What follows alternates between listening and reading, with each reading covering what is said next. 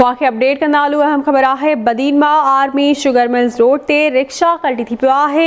हिकु ॼणो फौत थी पियो आहे ऐं हिकु ॼणो ज़ख़्मी थी पियो आहे जंहिंखे अस्पताल मुंतक़िल कयो वियो आहे। ख़बर अवां सां शेयर कंदा हलूं। अहम ख़बर आहे फौती जी सुञाणप ॻोठ ओभायो पमरवासी वली मोहम्मद मल्हा तौर थी आहे। ज़ख़्मी मोहम्मद सुलेमान मल्हा खे अस्पताल पहुचायो वियो आहे। ब्रेकिंग न्यूज़ आहे अवां सां शेयर कयूं पिया। बदीन मां आर्मी शुगर मिल रोड ते रिक्शा पलटी थी पियो आहे। हादसे जे नतीजे में हिकु ॼणो फौत थी पियो आहे ऐं हिकु ॼणो ज़ख़्मी थी पियो आहे। ज़ख़्मी खे अस्पताल मुंतक़िल कयो वियो आहे। फौती जी सुञाणप ॻोठ ओभायो पमरवासी वली मोहम्मद मल्हा तौर थी आहे।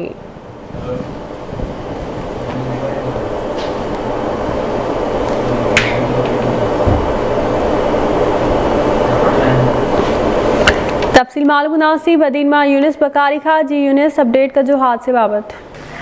जी बदीन जे आर्मी शुगर मिल्स वेझो रोड ते रिक्शो कल्टी थियण जे करे वली मोहम्मद वलद मोहम्मद सुलेमान मल्हा ॻोठ ओभायो पवर बदीन कढण रोड ते फौत थी वियो, जॾहिं त मोहम्मद सुलेमान वलद लाल मोहम्मद मल्हा उमिरि 80 साल ॻोठ ओभायो पवर जो रहवासी सख़्त ज़ख़्मी थी पियो आहे।